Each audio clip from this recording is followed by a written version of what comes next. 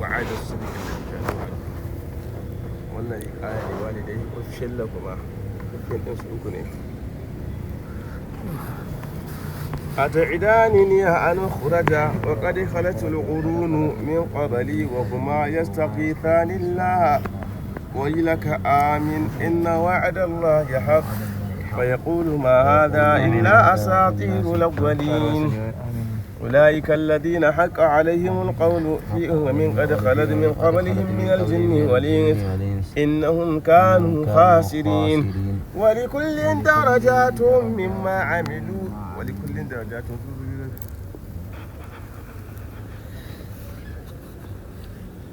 عملوا ولنوفيهم أعمالهم وهم لا يظلمون.